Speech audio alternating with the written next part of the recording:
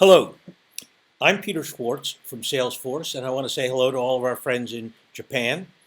Uh, Today, I'm going to share with you a view of the future of the pandemic and how it is likely to play out over the next year or so. As you can see from the title of this presentation, this is version number 8. My colleagues, Noah Flower, Mick Costigan, Angela Gleason, and I have been studying the evolution of the pandemic since it began back in February. As you can see, this is the 8th version of our scenarios. We have been updating our thinking throughout this process. And so we want to share with you the latest view of how things are likely to develop and what it all may mean in the longer term. So I have been doing this kind of work for nearly 50 years. I started at Stanford Research Institute back in 1972, mission planning for the space shuttle. And in those 50 years, I have not seen greater uncertainty. And I've been through oil crises, financial crises, wars, terrorist incidents, technological transformations. None of them created more uncertainty than we face today as a result of the combined uncertainty of the health crisis, the economic crisis, the social crisis, and the political crisis that goes with it, all bound up together. So we see this as a profound moment of uncertainty. So my goal today is to share with you a model for thinking about how this might all play out, to gain a greater understanding about it. Think about it as radar scanning through the fog to try and identify what may lay out there. So we developed a very simple framework for thinking about this.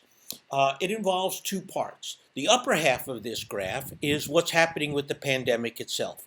That is, the rise in number of cases and the effort then to suppress it. And as soon as we took efforts to suppress it, we created an instant economic crisis. And that's what you see in the lower half, the loss in economic output of GDP as a result of the economic crisis, right? We stopped everything to stop the spread of the pandemic. And that's what created the crisis. Now, in fact, this is one of the worst crises we've seen. This is a bit like a war, and during war, governments need to spend to keep the economy going. Now, fortunately, at the beginning of this, most of us did. But as my friend Martin Wolf of the Financial Times said it, in a war, governments must spend freely. They have to prop up the economy. This isn't really about stimulus. This is filling the income hole. They need to think big, act now together. Unfortunately, we didn't do a lot of that, so it's created a serious problem. And what we're now looking at is, in fact, the worst recession ever. In the upper half of this graph, you see the forecasts that were done a year ago, last October. And they were all positive in varying degrees, including Japan. But once the pandemic hit, the first forecasts in April were bad. But the second forecasts in June were even worse. We are now looking at the greatest recession since the Great Depression. This is worse than 2007, 2008. All of the economic forecasts, with the exception of China and India, have gone negative, and India has now gone negative. So what we're seeing is a catastrophe on a global scale. And what makes it unique in that respect is it's all at the same time. Usually recessions happen in waves. Some parts of the world are hit at one time, others a bit later, sometimes never. Now everybody got hit at the same time. That's unique, and that's why the scale of the recession is so profound and is likely to last quite a bit longer. So what we're looking at here are three fundamental uncertainties. The health crisis, and there we're looking at the effectiveness of a vaccine, the timing of it, what happens with immunity, will there be mutations, etc. We don't know yet how this will all play out. The economy, we don't know how effective policy will be in responding to it. Do governments actually collaborate? And then finally, the social cohesion. What happens in society? How effectively are we managing the crisis? Do people actually do what's necessary? Do they maintain the social discipline? Do they wear masks? All of those kinds of things that are necessary. And do we see a society effectively responding? Indeed, in Japan, the response was really quite remarkable as compared to the United States. People did what was necessary and has had a dramatic effect in Japan. So we need to understand how this crisis has actually developed and look at the different responses around the world, because one of the things we have learned is that the dynamics have been different everywhere. What's happening in the US is not what's happening in the UK, is not what's happening in Germany, and not what's happening in Japan. So we need to look around the world to understand what is actually going on. And we're using a very simple framework here, and that is that along the vertical axis, we are mapping cases per million. So it's looking at what the percentage of a population has been infected. The lower area, the green line, is where you have 50 cases per million, and that's where you can actually manage the number of cases. That's where precision intervention of testing, tracing, and isolation really work. Once you get into the yellow zone above that, it becomes more uncertain, and you could go up or you could go down from there. And there are some countries in that region. And then once you get up into the red, and the further you go, the more out of control you are. So where you want to be as a country is down in the green zone. So let's take a look and see who did well. Well, first of all, a number of Asian countries, including Japan, at the very beginning took very strong action and succeeded in hammering things down. Now they're doing a reasonably good job of dancing with the virus. And so we've seen in China, Japan, South Korea, New Zealand, Vietnam, Taiwan, all of these places have done reasonably well and continue mostly to do well. When there are outbreaks, they're actually able to suppress it. Because the model that we're using here, it was developed by an academic by the name of Thomas Puyo, and he basically argued is when the pandemic hits, you have to hammer it down. And that's what most people did. And by hammering it down, he means take drastic actions, shut things down. Then when things get better, you can begin to relax a bit, but you still have to dance with the virus to keep it constrained as it begins to come along in hotspots. So that's what we're tending to look at here, is being able to understand where we are in that. Are we in the hammer or are we in the dance? And the dance has three elements. The first is obviously keep it out, restricting travel, so minimizing access. Second, take actions to prevent things, physical distancing, masks, hygiene, etc. And then finally, contain it if it happens, testing, tracing, quarantining, isolating. These are the things that people need to be doing, the three elements to the dance. If you do that well, then it's likely you can contain the virus. So let's look at the around the world. Well, Europe started late, but then reacted quickly after that. So France, Germany, Ireland, UK, all of these. Italy had a huge outbreak, but it reacted aggressively and has managed to suppress it. What we've seen in other countries, however, where they did well at the beginning, like Spain and Israel, for example, they relaxed too soon and they opened too soon. And now they've seen major outbreaks. They're having to shut down Barcelona, shut down Madrid. All of Israel is shut down, very hard shutdown in Israel. So this is where we've had a too rapid opening. California went through the same thing. You look around the U.S., where you had massive outbreaks at the beginning, particularly in the Northeast, like in New York, travel-related. There, the impact was so great, the action so aggressive and successful, that the experience was profound. They have been able to keep it down. That is, everybody in New York knew somebody who got sick or died. And that was a very informative experience. And they've been able to keep it mostly suppressed. However, even as we're recording this, we've seen a major outbreak in the Hasidic Jewish community in New York because their social practices don't allow them to do the necessary things to be able to contain it. So we're seeing a major outbreak in New York City in that particular community. Other states didn't do so well. Arizona, California started out well, but then lost control, Texas, South Carolina, and we're seeing as a whole the United States failing in its response. It's really out of control. And then in the emerging world, in the developing world, what we're seeing is it is just really still taking off. Brazil, Mexico, India, all of these places are seeing huge waves taking off with almost no ability to stop it. So they are headed for a major catastrophe. So those are the kinds of experiences that we've already seen. So to think about this, we've learned something about what it takes to manage this virus, and that there are three fundamental dimensions to managing it. The first is protecting public health. Obviously, that's first. You got to deal with the virus itself. The second has to do with opening up. That is the ability to open businesses, schools, borders even. And then finally, all of the elements of the social dimension: individual liberty, privacy, freedom to do what you want to do. And it has turned out to be challenging to manage all three of those simultaneously. So what we've seen in the health crisis, we've got to do everything necessary to manage it. You've got to either dance or use the hammer. It depends on where you are. What we're seeing is lots of learning going on in terms of how we manage the health crisis itself, what kind of treatments are available, and so on. So that's the first thing, is we're learning a lot about it, but we still have a long way to go. When you think about the economic dimensions, you have to stay in that green zone if you're really going to open, and that means keeping things really suppressed. Now, some places are doing really poorly, things that require a lot of contact, restaurants, retail, etc. Some places, like high tech, are doing okay because they're selling B2B mostly. So what we see here is a great deal of pain. Policy intervention, stimulus, payments to people can ease that pain, but without it, what we're going to see is a continuing constraint on the economy. And then the third dimension is the social. And here what we've seen is it's very hard to maintain this in much of the world.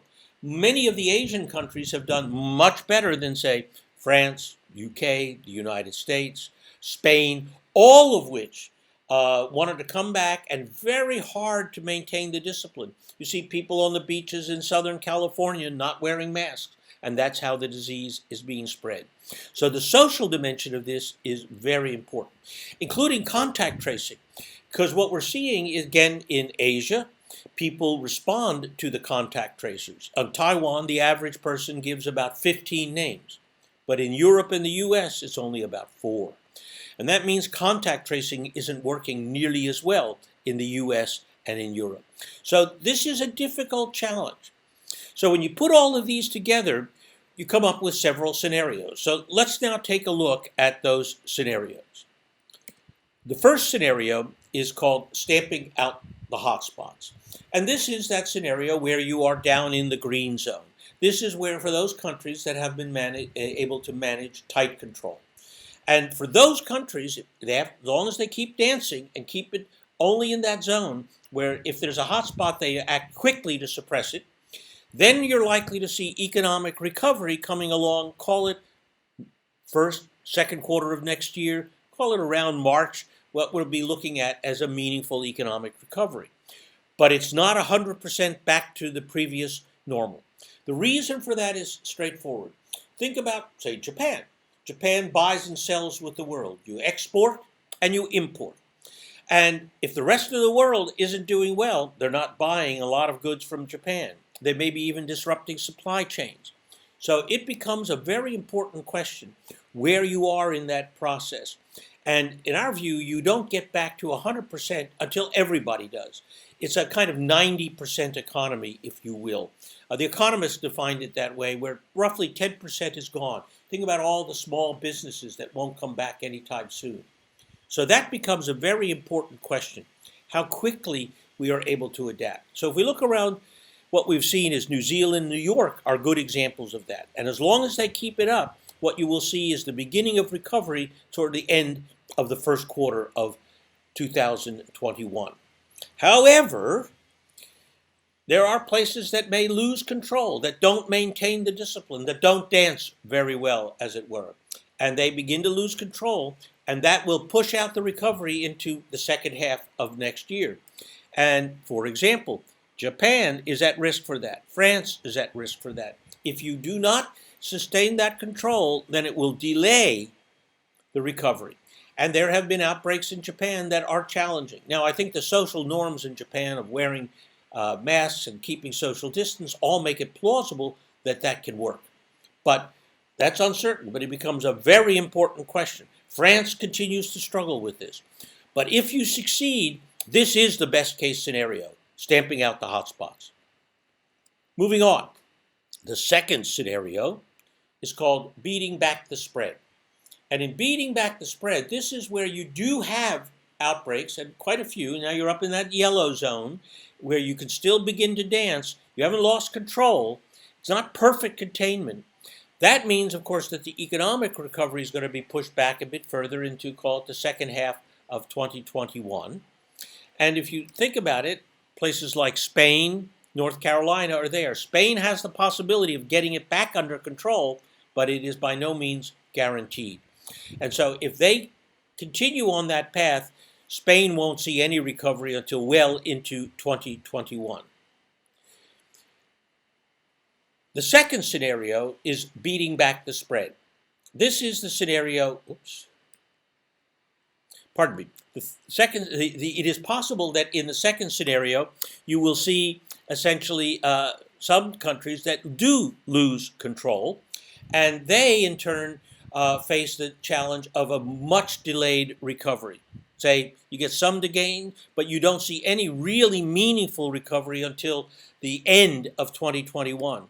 And here, countries like Indonesia, states like Georgia are facing that. They have barely gotten things under control, and they're struggling to maintain that control. So they're up in that red zone at the moment.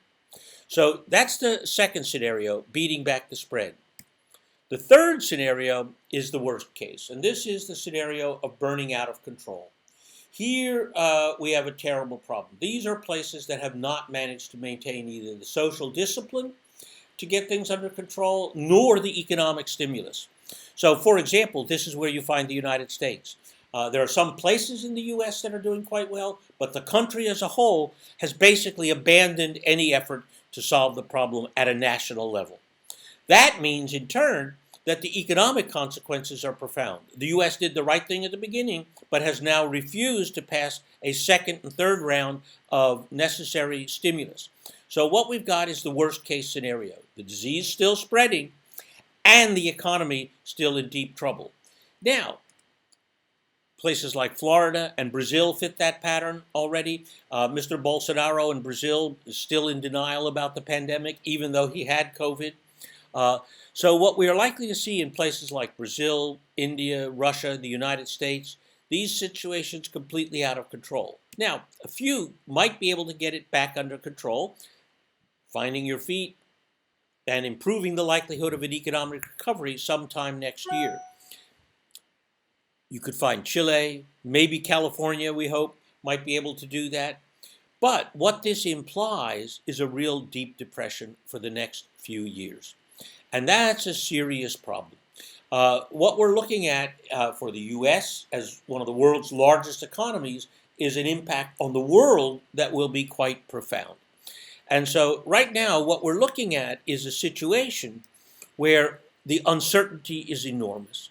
That what we have here is multiple scenarios, all of which will be plausible through at least the rest of this year. So as we look at the next few months, maybe even into next year, what we see is still an enormous uncertainty. First of all, on the pandemic, great variety of responses around the world. And as a result, what we're going to see is some places that manage tight control, like Japan, other places that are a little less perfect, like, say, UK or Spain, and other places where it's completely out of control, United States, Brazil, Mexico, India. The result of that is the economy, some places will begin to recover, New Zealand, Australia, Japan. Others are going to come back a bit more slowly, and others are very far from recovery, like the United States, Brazil, and India. So what we see is a persistent uncertainty for quite some time to come as we continue to wrestle with this. So, the other key dimension of this, which I have not mentioned so far, is the issue of the vaccine. I think everybody is hoping for a vaccine, but there is still a great deal of uncertainty.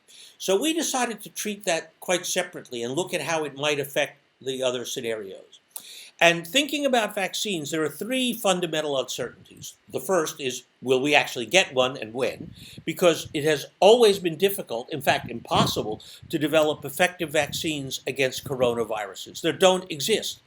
But now there's so much effort going into finding one, 55 different research projects in pursuit of these vaccines, that it is quite plausible that one or more will succeed. In fact, it's quite likely that several will succeed. But that's one uncertainty. Will it happen, and when will it happen? The second uncertainty is, will people take it? This is not a question of whether there are people who are generally opposed to vaccines. No, this is a brand new vaccine that may not have been adequately tested, so there will be a real question of trust. Would you give a vaccine to your child that has not been adequately tested? This is a fundamental uncertainty. So a real question here is how quickly will people take up the vaccine? How many of them will actually take it and when? And then the final uncertainty has to do with who develops the vaccine. That is, if the vaccine is developed by the private sector in Europe or US, it is likely to become universally available. But if it's the public sector in Russia or China, it may be politically determined who gets it. And frankly, from the United States, if it is the US government, given the current regime, it may also be politically determined. So there's a fundamental question here about how quickly we'll have a vaccine, will people take it, and will access be universal? So you put these three uncertainties together, and what we see are three plausible scenarios. The first scenario we call zero hurdles. This is the best case. We get a vaccine soon, say early next year, that in fact people take it up because they have high trust. It comes out from somebody like Johnson & Johnson or AstraZeneca or one of the big companies that actually has a history of being able to produce this sort of thing. That therefore people take it up, and that it is generally available. Now, it takes time to ramp up production, but we can get millions of doses early next year and probably billions of doses by the end of the next year or the beginning of the following. So one can imagine a scenario of, say, it taking off relatively quickly, and it is universally provided, and so you get generally the world achieving some degree of immunity, call it over the next 2 years as we get the vaccine distributed. And so the sense of crisis might end in that scenario, call it 18 months to 2 years from now. The second scenario assumes that, yes, we get it quickly, but people are a bit more wary. They're a little slower to take it up. And access is a bit more political. That means that it'll take a while longer for the vaccine to be effective. Call it really the second half of next year before you really get any effect. And then the third scenario, the long march, this is a bad case. This is where it takes a long time to develop the vaccine, including potentially never. That eventually when it comes along, people now finally trust it, but it might still be political.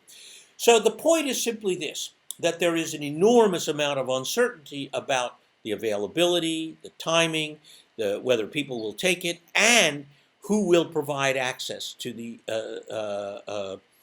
vaccine. So what we see is a lot of uncertainty around this globally. I'm fairly confident that we will get a vaccine, but I'm less confident that people will take it and how soon it will become effective. So I think this uncertainty is quite real. All right, now let's take a slightly longer term look at how the world might change after the crisis. And so an important thing to recognize is that different sectors of society are having different experiences. Look, at a deep level, this is a human crisis, right? Everybody is feeling it. Friends and neighbors, the economy is feeling it, society is feeling it, and so on. But different parts of the society are having different experiences. If you are, for example, in the pharmaceutical industry, you are having a boom of activity. If you are in online retail, you are having an amazing experience. Everybody wants to buy from you online. Public sector is providing an enormous amount of stimulus. So some parts of the economy are doing just fine. At the opposite extreme are places that are really shut down. The most extreme are small businesses, right, that simply can't operate, and many will never reopen. Restaurants, haberdasheries, local pharmacies, etc., haircutter salons. All of these places, many of them will never return. When you look at the hospitality industry, restaurants, hotels, all of that, again, all shut down, very hard to come back. Transportation, nobody's flying, hardly anybody's driving, nobody's taking buses or trains. All of that is having a huge impact. So what we see is a differential impact, and in thinking about where things are likely to go in the near future, what we see here is, in fact, a highly varied response by industry, and one needs to think about the differences among them. So finally, what we want to talk about is some longer-term trends. And these longer-term trends are things that were underway before the pandemic, but they have been accelerated by the pandemic. At the top of the list is remote everything, right? We are now doing almost everything we can remotely. We're going to school, we're working, we're shopping, we're seeing the doctor, we're visiting our government, we're carrying out services, we're paying our bills. Everything is being done remotely. But all the tools and technology of remote work and remote education, etc., were all invented before the pandemic. Now we have to use that technology, but what we're going to see is an enormous wave of innovation in all the tools of remote everything. And so, for example, we're now doing remote work. We're going to see much better ways of doing remote work. Kids are going to school remotely. We're going to see much better ways of conducting remote education. Remote healthcare, right? We do remote doctor visits now. We're going to see much more effective use of remote healthcare. One of the areas that was already doing a lot before the pandemic was remote retail and digital retail. That's going to really accelerate because what we're going to see now is a transformation of retail. Retail will divide. There will be those things that are commodities that you will buy online and have delivered. I will never buy laundry detergent at the store again. I'll have it delivered every few weeks. But if I want to buy a beautiful suit or a nice piece of furniture, or my wife wants to buy a dress, I want to go to the store. I want to try it on. I want to have a great experience. And that's what retail will become. The physical retail will become experiential. Now, in fact, many Japanese retail stores already realize that. Many are beautiful shops, beautifully designed with a great experience. But it is those retail operators that will do the best. Everything else that can be bought online will be bought online. So retail will become social and experiential and digital at the same time. So we'll be doing both at the same time. You think about work. Some of us are never going to go back to the office. We discovered that we really like having those extra 8 hours a day. You know what commuting in Japan is like. It's a nightmare. And so, in fact, many of the workers who used to come to work will now stay home. And we'll develop better work tools for connecting all those people, creating work teams and collaboration in new ways, enabling people to carry out great varieties of tasks that would have been difficult by staying at home. So we're going to see an enormous wave of change in the office place. We in Salesforce, we don't think at least half of our workers are ever going to come back to the office. Probably about a quarter will be coming back permanently. About another quarter will be hybrid, going back and forth, and others will never come back. So we're going to see a wholesale transformation of the way in which work gets done as well. And so what we're going to see here is a fundamental transformation of remote everything. Deglobalization. What we've seen here is a massive shift in global supply chains that was already beginning before the pandemic. We saw a trade war underway that the United States initiated with China. That has not changed. But what we've seen is a new factor, and that is concern for the resilience of supply chains. One of the things we've learned now from the pandemic is that we have to be concerned about how and where we get our supplies from all over the world, because we've seen significant disruptions of the supply chain, not driven by politics, but driven by the pandemic. So many companies that now produce globally, they're going to continue to, but they're looking for alternate suppliers. There'll be some reshoring, but there'll be nearshoring and multiple sources of components and assembly from around the world. So what we're likely to see is a transformation of globalization rather than just simply deglobalization.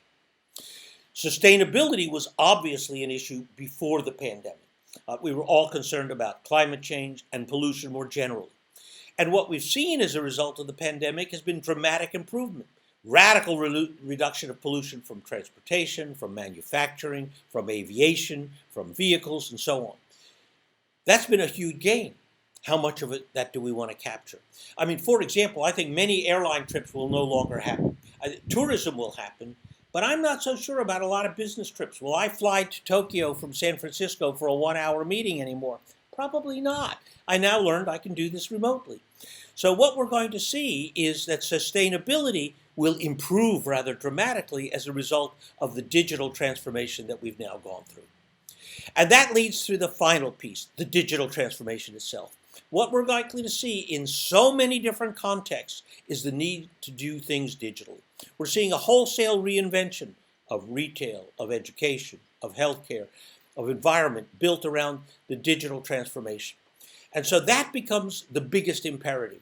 Every company, every organization, every society now needs to think about what it means to live in this digital world. We need to train people differently. We need to develop new tools. We need to have new rules of the game for how we live in this digital world. Because the pandemic, as we've seen, is likely to be with us for at least the next several years. And the digital transformation that we're all going through will enable us all to live a much better life in the face of a challenging environment. So my final conclusion is simply this, that we have a huge challenge in front of us, an enormous challenge in terms of the pandemic, its political, social, and economic consequences. But what we've seen is some gains, and we've seen a transformative engine underway that is likely to produce a better world coming out of it than went in. So while I think the challenge is very real, I am still quite optimistic for the future, and I hope you will share that optimism with me. Thank you very much.